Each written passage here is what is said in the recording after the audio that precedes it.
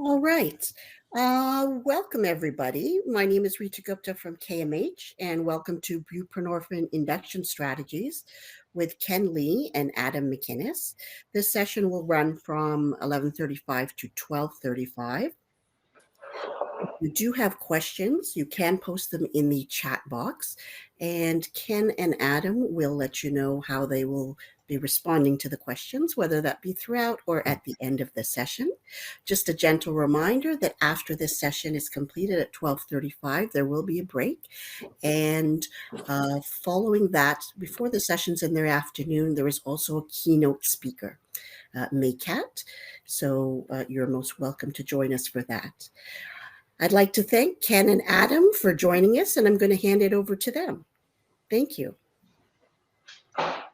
Thanks, Rita, and thank you for joining our session on buprenorphine induction strategies and buprenorphine long-acting. This is my disclosure slide. I've had a research grant from Indivior, speakers fees from Indivior, Knight, Cord, Maltini, and Janssen, mostly surrounding OAT. Janssen is with regards to substance-induced psychosis, and consulting fees for Indivior and Knight. And I am employed by St. Joseph's Health Centre, London Health Sciences Centre, and the CMHA, London. And this is Adam. Hi there. Thanks, Ken, and thanks, Rita. So my name is Adam McInnes. I work as the nursing team lead with the addiction medicine program of CMHA Thames Valley, located here down in London. Apologies if you hear my dogs in the background. I do have two running around, so just bear with me. I do have a couple honorarias just to note. So I do work with Medify as the nurse advisor, and I also work with the Center of Excellence through their substance use bed-based task group. And it's really nice to be here. I did work at CAMH for a brief time, so it's nice to be joining you guys virtually. My pronouns are he, him, and finally, I am a person with lived and living experience, so really excited to be here and talk all things addiction. Yeah, just to give you some further background on myself, I'm at the London Ram Clinic. London Ram Clinic's been running since 2014, so it's 10 years now that we've run the Ram Clinic. I've been doing addiction work since the mid-90s, various locales, including inpatient psychiatry, addiction unit, inpatient adolescents, jails. Also do some work for Veterans Affairs Canada with their OSI clinic work, PTSD for veterans. And what else? Homeless shelters, various locations. Worked in London and Toronto, mostly in London now, but I started my career in Toronto. Mitigating potential bias. As you can see there, we're sharing our clinical experience from the London Ram Clinic. There's no pharma involvement in the development of this material. Gave this same talk back in 2018, 6 years ago, and how things have changed, right? This was the same conference, the OUD in Primary Care Conference. And at that time, we were just starting talking about buprenorphine and buprenorphine micro induction. So things have changed a lot since then. Our objectives in this program are to discuss buprenorphine induction strategies, mainly for fentanyl. If there's questions about methadone and such, we will address some of those toward the end. And go through how we select the OAT to match the patient profile. So here's the big thing with buprenorphine inductions is this fear of precipitated withdrawal. And the basics behind this are fairly straightforward. Because buprenorphine is a partial agonist at the mu opiate receptor, if the receptors are already occupied by full mu agonists, whether it's methadone, whether it's hydromorphone, fentanyl, oxycodone, whatever, buprenorphine will displace the full mu agonist from the receptor and put the patient into a relative state of withdrawal. It can be very unpredictable, and it's a dose-dependent event. But we know now how to treat precipitated withdrawal, so it's not so much of a fear now for clinicians to treat this, but it is a tremendous fear amongst patients, and this is one of the reasons patients will decline buprenorphine because of their past experience with precipitated withdrawal.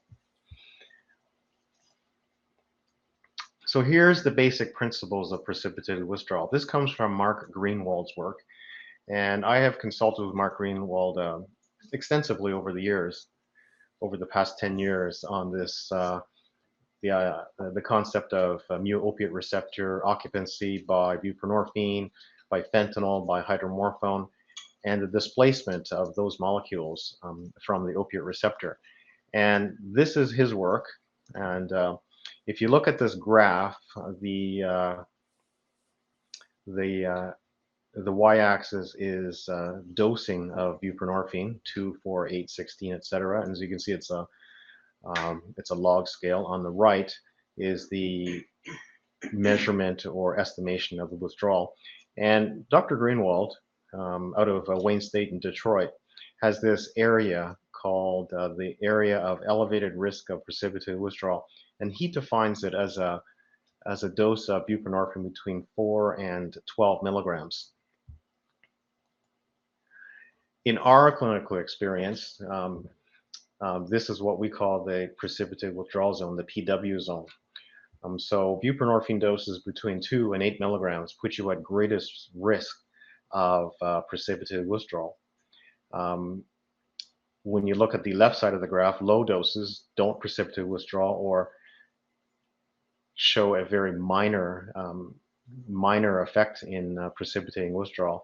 And doses higher than 8 milligrams, 8 or 12 milligrams, the agonist effect of the buprenorphine takes over and covers the withdrawal symptoms. So here's the theory behind buprenorphine inductions. You either go really, really slow and have the peak of that, the PW zone lower, and that is the microdosing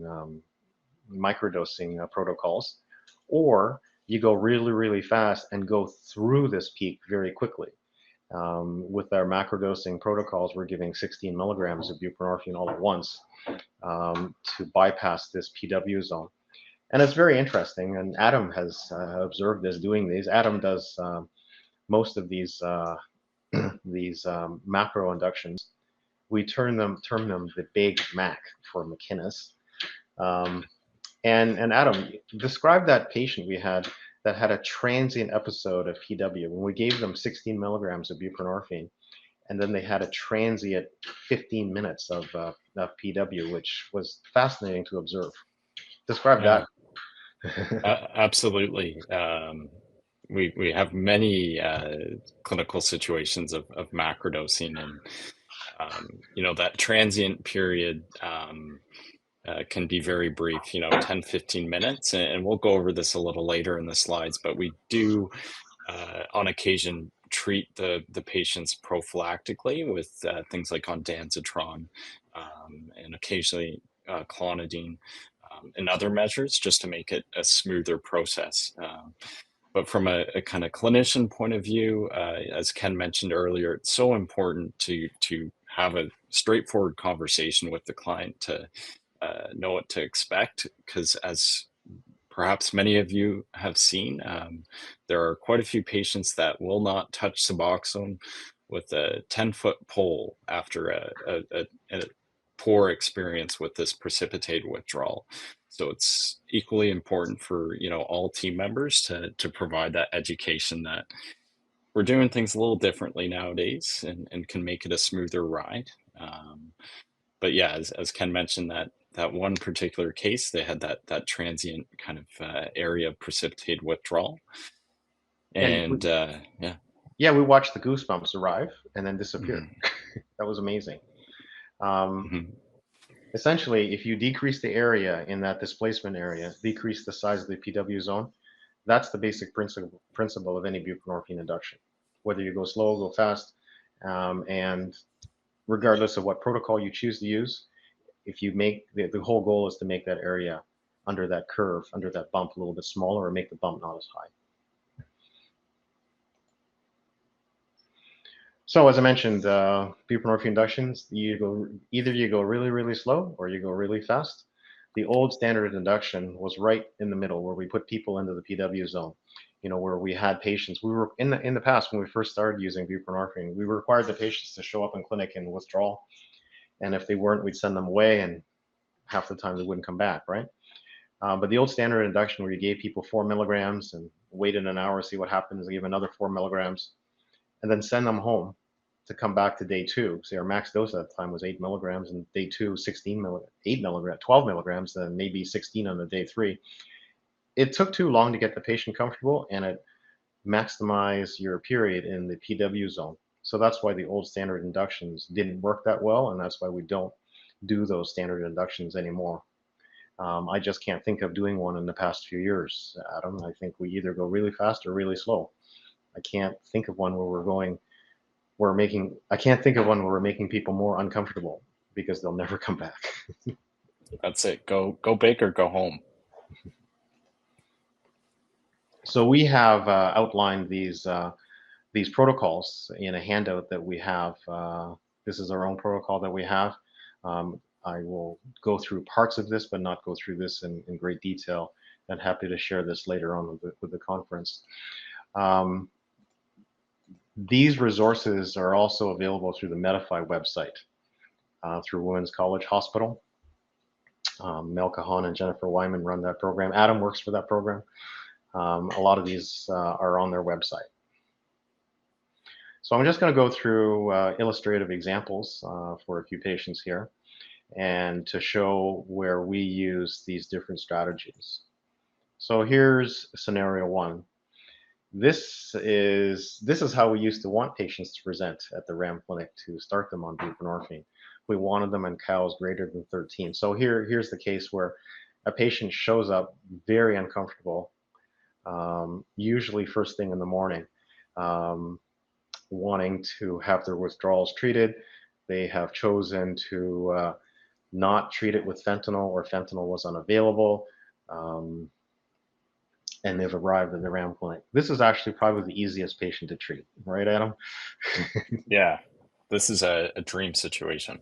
This is so easy to do it this way. So, Adam, I'll let you go through this one. What we would do with a patient, and a fentanyl user, and lots of withdrawal showing up in RAM clinic. Absolutely. And so our team of clinicians will, complete a cows.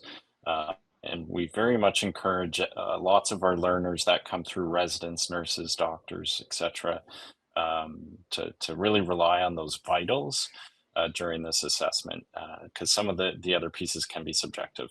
I won't go down that road too much, but we want to determine the level of cows to be at least a 13 or over.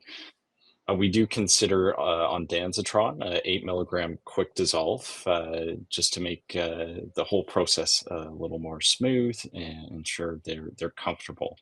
The big piece here that you want to take away is that we are going to be using a buprenorphine film. Okay, so we do have our big chalky tabs. Those are most commonly prescribed or often in stock at clinics, but we do prefer to use film in these situations. And again, that's because the onset of action with the buprenorphine and the medication is much quicker than our bigger chalky 8 milligram tabs. The other situation that we have seen at times is folks will be undergoing this macro dosing, and we used to just have our bigger tabs, and sometimes they'd end up spitting it out because they'd kind of reach into that precipitate withdrawal kind of area and say, I'm not going to take this is what's making me sick, I got to get it out, and then they'd be in the kind of a tough situation. So we always use film, which we have on stock at our clinic, and go ahead with the 16 milligram film.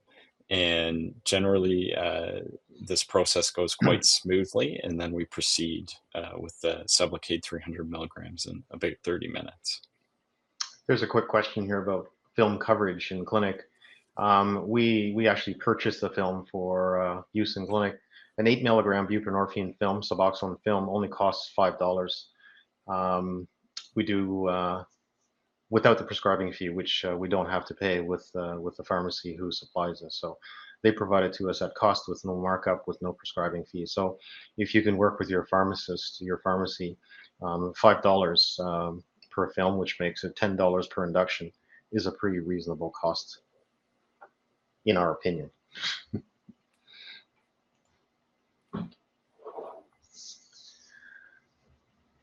So here is the the macrodose induction protocol. This is oftentimes to get the cows 13. These usually 12. These are sort of the parameters that you see before you can do this macrodose induction. 12 hours since using any short-acting, whether it's D8s, Oxy, Percocet, immediate release morphine. 24 hours since smoking fentanyl. Probably 48 hours since Cadian, and 72 hours since any methadone. Even if they use a little bit of methadone, 20, 30 milligrams in the 72-hour period, we find that the PW risk is higher, and we'll manage that in another way. We'll show you how we do that a little later on. If you do get PW, it is very easy to treat. Adam, we treat it with more buprenorphine. We give them film, either 8 or 16 milligrams of film, and that treats the PW pretty quickly. Possibly a little bit of ondansetron too. You've treated your share of these, Adam. Oh, many, and you know, once we get the film in, it's wonderful. It sticks in there nice, and they start to feel better just right under our own eyes. And again, it's a great process and an opportunity for people because, you know, many are just ready to make that change right there that day. And we're happy to support them. So the process goes pretty smoothly in most Well, situations. in the old days, Adam, we used to treat it with Suboxone tabs, and you know what happens with those, right? They get spit out, all kinds of things happen. That's it. You know, we started this process with the tabs. They'd spit it out. I'd have to kind of, you know, go look in the trash to see perhaps how much that actually dissolves. So the film is great, but we're cautious with methadone for sure because we've you know had some PW situations there, so we handle that very differently, eh?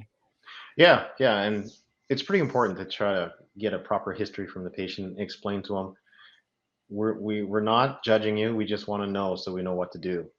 And so we experienced some of those PWs because patients were not entirely truthful with us when their last use was, and we're better now. We understand these kind of timeframes now. We explain to patients like we just need to know so we know what to do. Because if it's sooner, we handle things a different way. Quick question about ondansetron. Similarly, ondansetron quick dissolve, we purchase it for use in clinic. The cost is about the same as a Suboxone film. The cost of doing business, I guess. This we reviewed already, so I'm just going to skip through this. Basically, the tabs, there's more PW risk because of the incomplete absorption. So when you're giving, we used to give 8 milligram tab and another 8 milligram tab. So a partially absorbed 8 milligram tab may be only like 4 milligrams absorbed.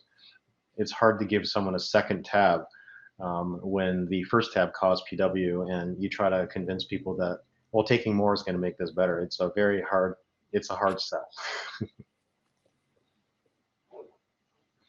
So here's the other scenario. This is actually the more common scenario in the RAM clinic. The patient who just used fentanyl before coming to the RAM clinic actually presents to the RAM clinic high, or even has smoked fentanyl in the RAM clinic bathroom. It's a very, very interesting scenario. It's not an uncommon scenario because people, if they're trying to get clean and stop using fentanyl, they want to have one last hurrah before they supposedly can't use it anymore. So this is the more common scenario. So let's see what our options would be here. Okay, this is where Adam does a lot of the education right here to discuss with the patient what they would prefer, home induction or microdose induction. Any thoughts here, Adam, on on how you educate the patient and help them choose what to do? Yeah. The second point there are microdose induction. Don't think I've seen that more than one or two times in my 4 years or so at the clinic. So the main option for folks is that home induction, and the key here is providing a good education to the client of how to complete this home induction, and basically what this entails is um, having the client go over cows with a clinician so that they're able to self score at home, and our goal is to reach that 13 on the cows. So we go over that with them because they are not in enough withdrawal to proceed with Suboxone. Because if they did, there's a good chance they go into precipitated withdrawal. So we make sure to educate them about that. And so we get them to look at the cows.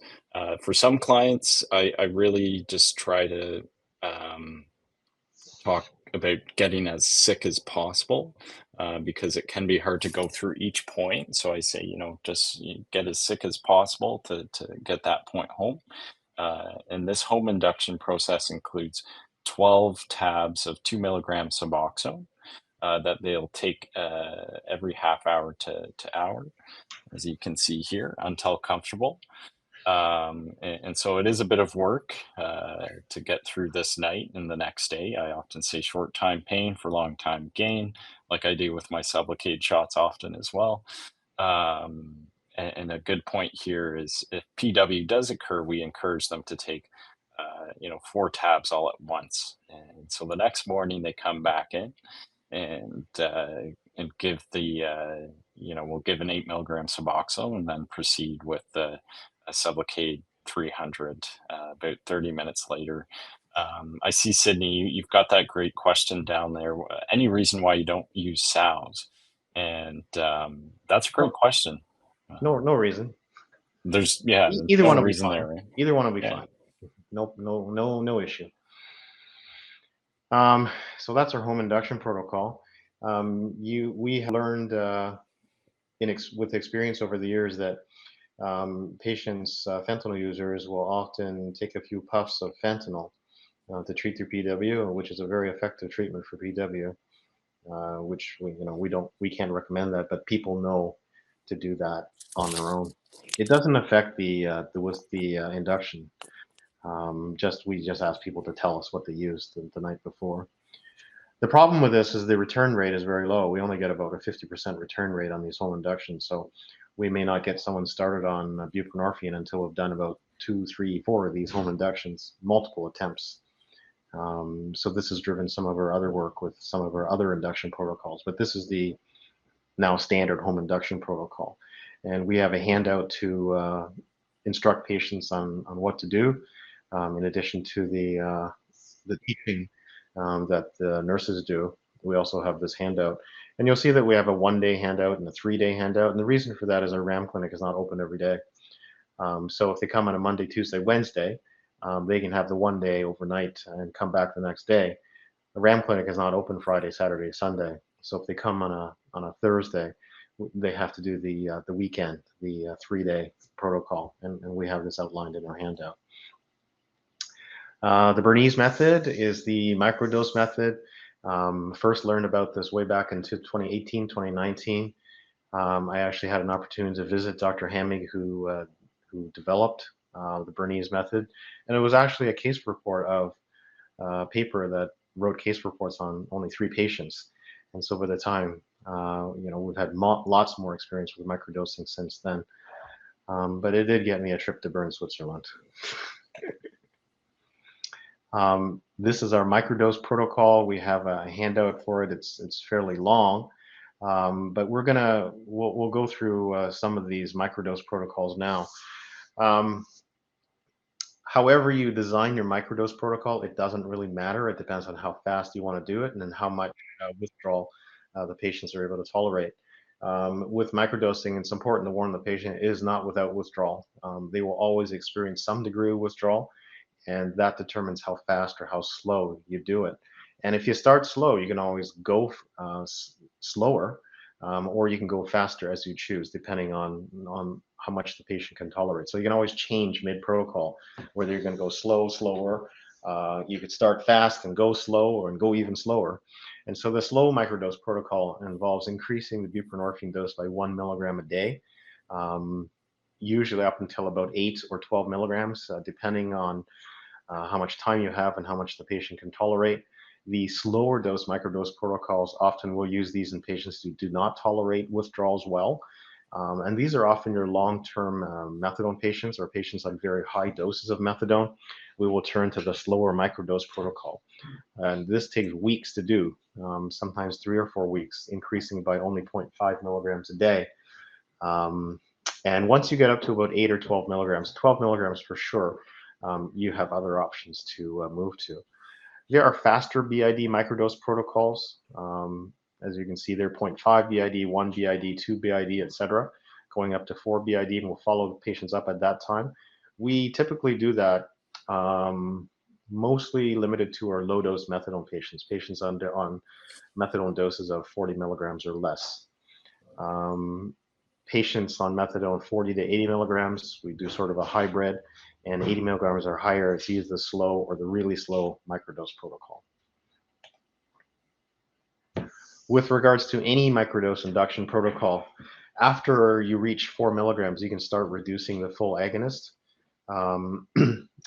If it's methadone, you can go down by 10 milligrams a day, or however much the patient can tolerate. After 8 milligrams, you can always switch to a macrodose induction with minimal risk of precipitated withdrawal.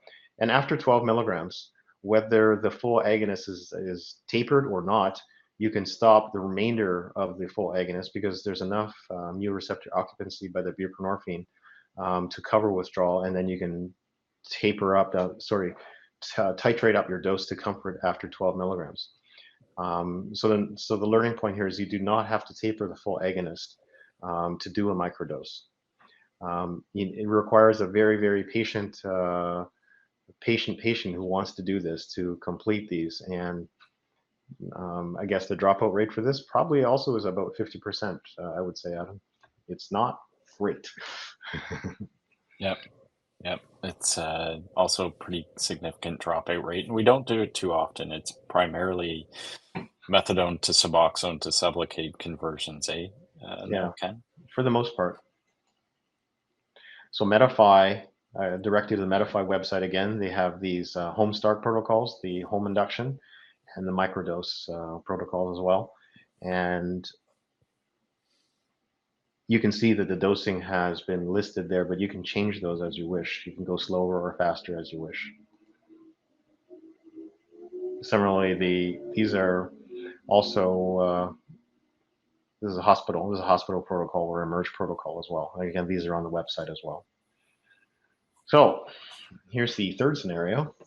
This is a fairly common scenario. A patient who uses fentanyl presents to the RAM clinic in a little bit of withdrawal, reports that the last fentanyl use was about 6 hours ago, or so they say. Let's take it as 6 hours now. And what are your options here, right? Here we go. And so the cows typically is between 5 and 12. And keep in mind, the cows, you try to rely more on the objective measures of the cows, because when you look at the subjective measures, you can overestimate your cows very easily. So try to be a little hard on your cow scoring to get a more accurate picture of the cows. So here's your other options, right? You can consider doing a home induction. You can consider doing an in-clinic macro induction, knowing that there is a risk of PW, but also knowing that you know how to treat it with buprenorphine film. And so the precipitated withdrawal in this situation is more likely if the cows is overestimated, or the time since the last use of fentanyl was shorter than reported. And so this is where we spend a lot of time asking patients, are you sure that it's about 6 hours? And the reason we want to know that is because we don't want to make you sicker. And at that point in time, sometimes the history changes and go, oh yeah, okay, maybe it's more like 3 hours. That's fairly common. And so we spend a bit of time doing that. And you do a lot of that, eh, Adam? asking people, come on, when was it really that you last used? We're not trying to judge you. We're trying to just get the information to know what to do. Absolutely. We very much take a harm reduction standpoint at our clinic, and uh, as Dr. Lee wisely said, I think many years ago when I was learning with him with a client, he mentioned, we're not the P police. We're not here to judge what's in your system, and that one stuck in my head. So we do have to have that forthright conversation that the medications we're giving, we need to know all this information to make sure things go smoothly without concern. To touch on, we use a lot of buprenorphine injectable Sublocade in our clinic.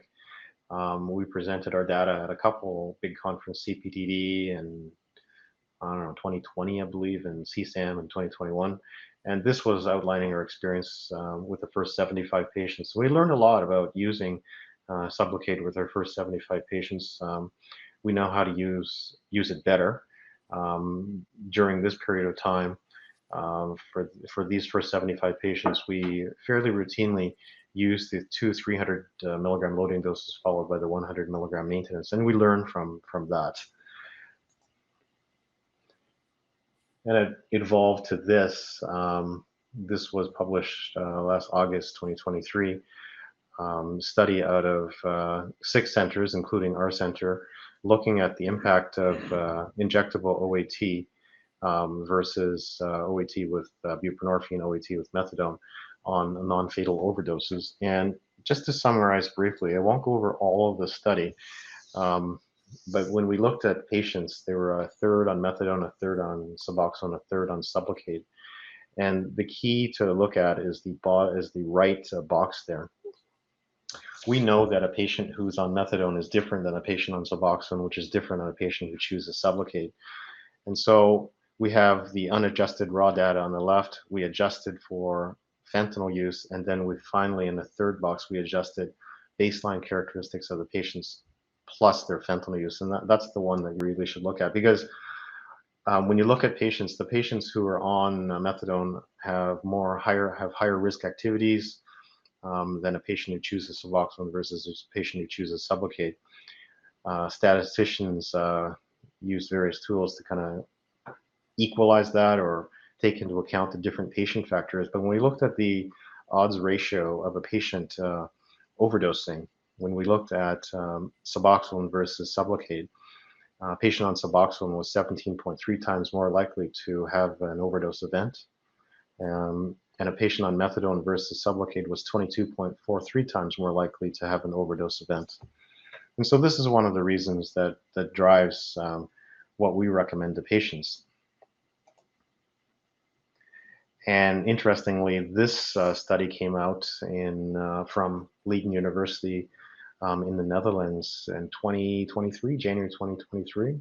Yeah, it's 23, I believe.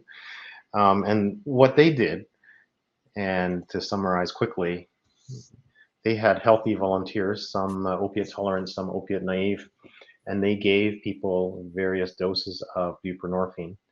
And that's on the x-axis on the bottom there. So as you go to the right, the patients had higher plasma levels of buprenorphine. The naive patients, opiate naive patients, were more on the left side. The opiate tolerant patients were more on the right side, because you couldn't get 5 nanograms per ml buprenorphine into an opiate naive patient, whereas you could on a heroin dependent patient. And I looked at the probability of apnea, and then they would give patients various doses of fentanyl IV to see how much their breathing was suppressed. And if you follow that, the different lines showed increasing concentrations of fentanyl. And as you look to the right, once you get your buprenorphine levels high enough, you block out the effect of the fentanyl. A proxy measure of that is apnea. So they did this under controlled conditions for about 24, 25 patients.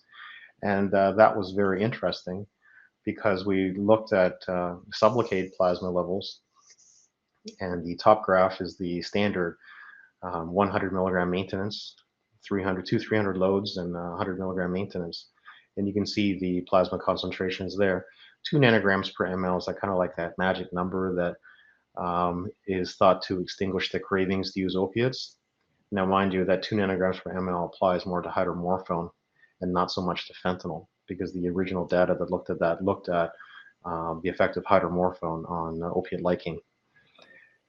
The bottom graph shows the higher 300 milligram maintenance doses, and you can see after 4 injections, which is steady state, 4 or 5 injections, you reach steady state, that the plasma levels remain higher, above 5 nanograms per ml.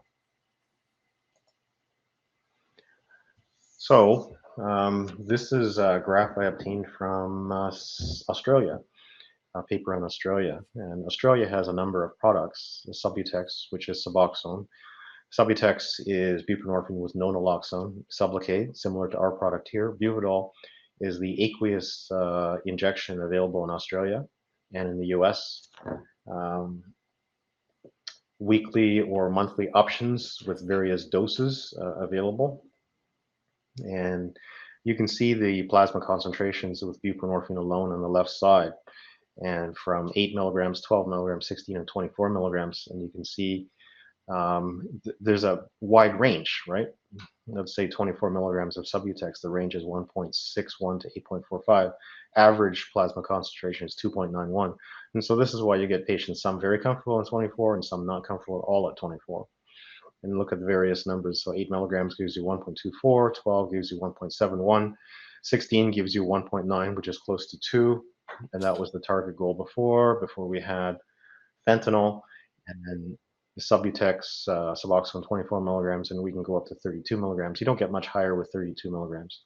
Compare that with Sublocade, the 100 milligram maintenance gives you a plasma level of 3.21 on average, and 6.54 with the 300. And you can see the range, even with the range of Sublocade 300, you get 5 to 10, right? So you get some patients very comfortable on 300 and some people not quite so comfortable, requiring more frequent injections. So what we've learned over the years using Sublocade, and we've treated probably about 800, 900 patients Sublocade at the RAM clinic, quite a number, probably about 5,000 Sublocade shots over all these years. So lots of experience. Adam's done so many of them.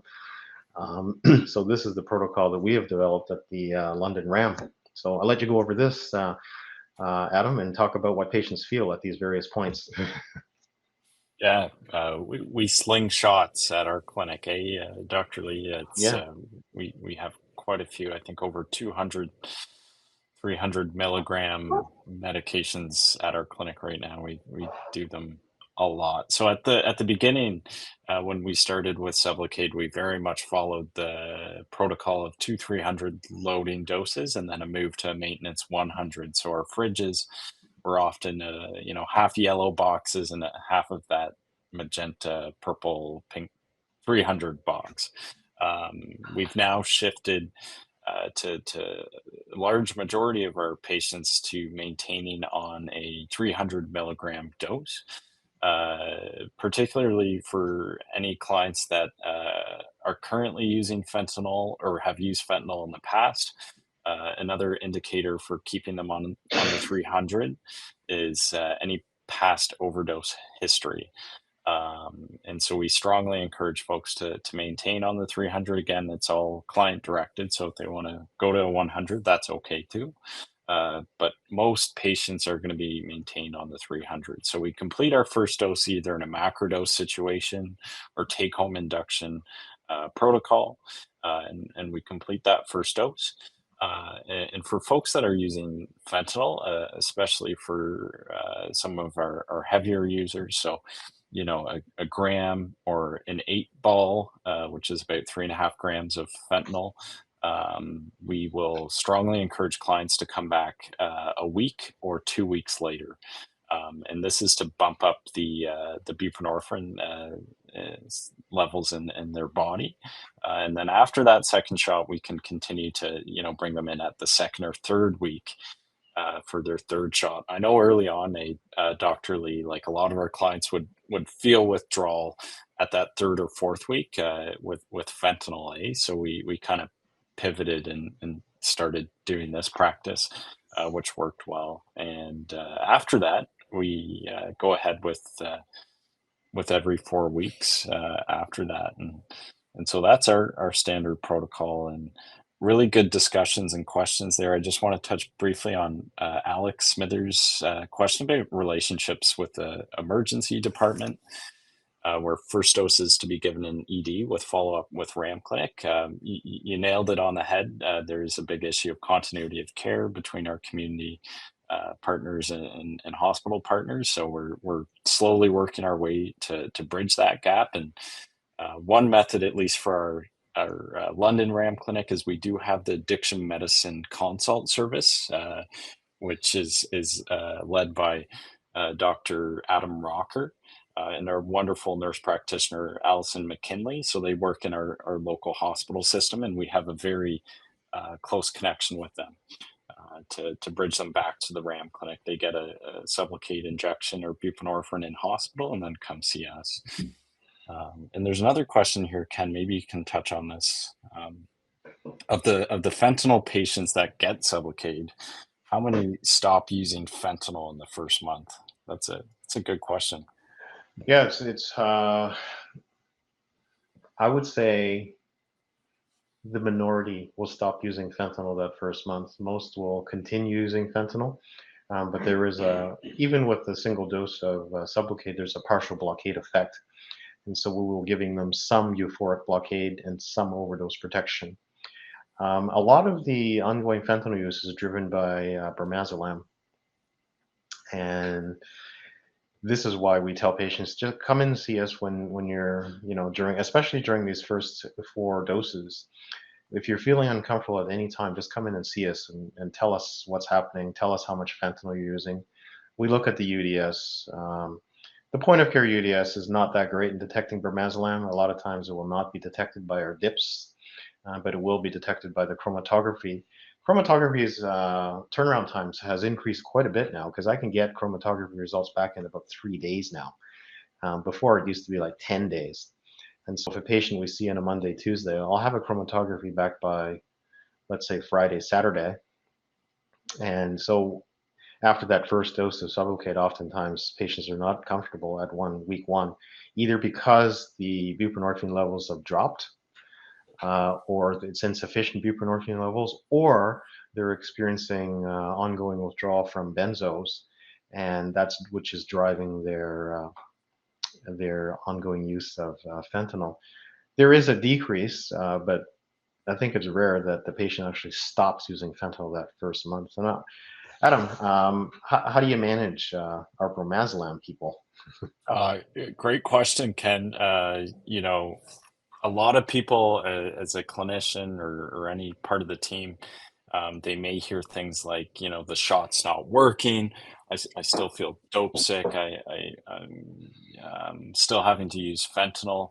And that's sort of our key to do a bit more investigating into their chromatography and point of care UDS testing. Again, as Ken mentioned, there are situations where benzodiazepine is not picked up on our point of care UDS testing and is then picked up in chromatography. So those are key pieces to consider. And bromazolam, or I like to call it the bro, is now the main contaminant we see locally. It was atizolam before for many years, and we're primarily seeing bromazolam. And so for our clinic, the London RAM Clinic, how we treat this is we have a conversation with the individual and see if they're looking to stop their fentanyl use, because some folks are wanting to continue that, and that's perfectly fine. But if they are looking to stop it and they're having difficulties, we can provide that education on the potential of benzo contamination, tough words.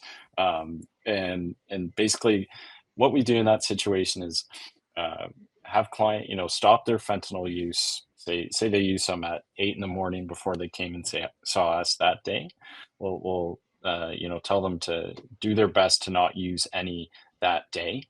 And then we'll send off a 3 to 4 day script of diazepam, 10 milligrams once daily, observed in clinic for those 3 or 4 days. And we found that, with diazepam, with its wonderful long half-life and the way it can build up in the body, is that it really makes this withdrawal process smoother.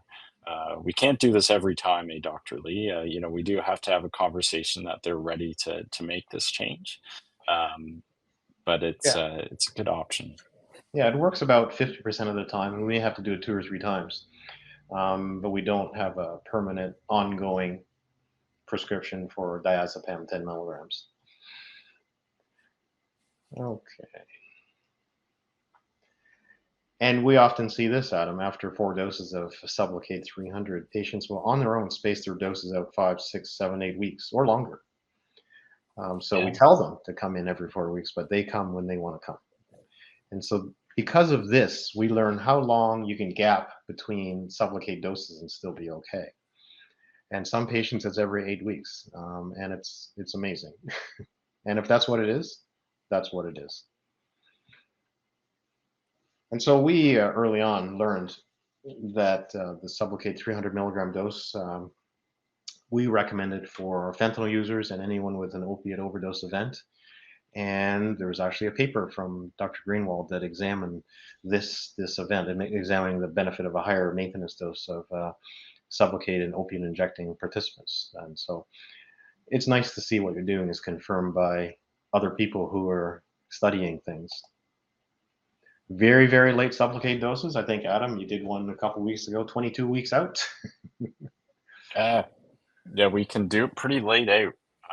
20, 22 weeks. We've gone longer, but that's another discussion.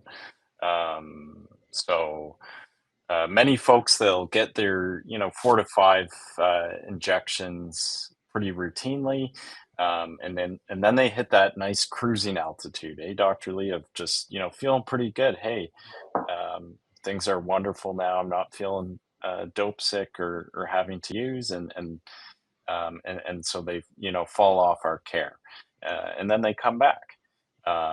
And that's the situation that we can jump on and proceed with the shot. There are sometimes some questions we like to ask Dr. Lee. There's it depends if they've had many shots before. If they were maintained on 6, 7, 8 shots pretty routinely, it's a little easier just to go ahead with the shot. But if they only had one and they fell off, it can be more difficult. We're going to be inquiring about, their current fentanyl use, how much they're using each day, and we really want to assess how much of that euphoria is block date or high. So if they're using, a gram or 2 grams of fentanyl, for instance, and they're feeling that full euphoric effect, we may be more cautious in our approach, Dr. Lee. But if it's blocked out, then oftentimes we can just go ahead with the Yeah, shot. if we do have that euphoric blockade, your risk of PW is pretty low, if any. But if they're feeling some effect from from smoking fentanyl, it's because there's more receptors available and open, and then you have a greater risk of PW if you're giving them buprenorphine at that time. And that goes along with the plasma levels that we see, right? The plasma levels have a great range, and so people who get a higher plasma level have more blockade, and people with a lower plasma level will leave more receptors open for the fentanyl to have an effect. So we'll touch on this Sublocade auto microinduction. You just did one the other day, right, Adam? Yeah, yesterday. Yeah. Tell us how that went and how that scenario was. So this is very, very exciting new technique that was being practiced. I believe it was in California, and our London RAM clinic has gone ahead with these auto micro inductions. And also Dr. Luju up in Timmins, they do wonderful work up there. So they've had quite a few under their belt. So we've been in connection with their team about their experiences. Basically, what this entails is doing a history on a client and seeing if they've ever had Suboxone or Sublocade at all in their history. And if they have, then we know we're okay to proceed with this medication without experiencing any adverse events. And so basically, we will just go ahead straight with the 300 milligram Sublocade, no pre-treatment with buprenorphine. And this is particularly exciting because, as we know, there are many clients that maybe they've tried 10, 20 take-home inductions. They haven't been successful there. Or the client yesterday, for instance, said, I will not have any Suboxone whatsoever. They had a poor experience in the past with it. So we said we can offer this option of going ahead with the 300 milligram Sublocade without any pre-treatment. We do go over the risk of precipitated withdrawal with the client to outline that risk. But it's a wonderful opportunity just to get the shot, get the treatment into the person, because again, they come to our clinic just in these very fleeting moments of change, that they're ready to change their fentanyl use, and they want it that day, that hour. And this is an option that's a real game changer for many of our clients, particularly for some of our more vulnerable clients. And so we've done, oh gosh, how many have we done, Dr. Lee? Maybe 30, 40? Something like that. Quite a few. Something like that. So quite a few. And we've had good success so far. And, I've checked in with clients the next day, sometimes that same day, to see how they're feeling, if they're experiencing any precipitated withdrawal, and we haven't had any so far. It's been a smooth ride. And the nice thing with Sublocade, Dr. Lee, is it's that nice kind of slow peak of buprenorphine in the system, and so it acts as that auto micro, slowly going up, peaking 4 to 6 hour mark, correct? Yeah. And so it kind of times out well as a take-home induction. So very exciting new technique. There's a comment from Monique Muller, doing only microinductions for clients on fentanyl, and all our clients were using this auto microinduction technique are fentanyl users. We don't do this. We've not ever tried this on a patient on a methadone. Okay, or the other one would be high dose hydromorphone. People using a lot of D8s, we would do this. So it's high dose D8s plus and fentanyl users. We have not done this in methadone patients.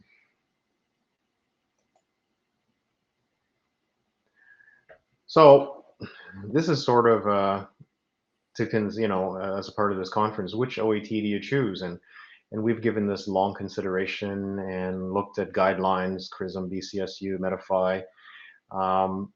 And we know that outcome is closely related to treatment retention, whether it's methadone, Suboxone, Sublocade, and the old treatment goal was abstinence. This was back in the 90s and early 2000s, where we're always looking for that clean urine, right?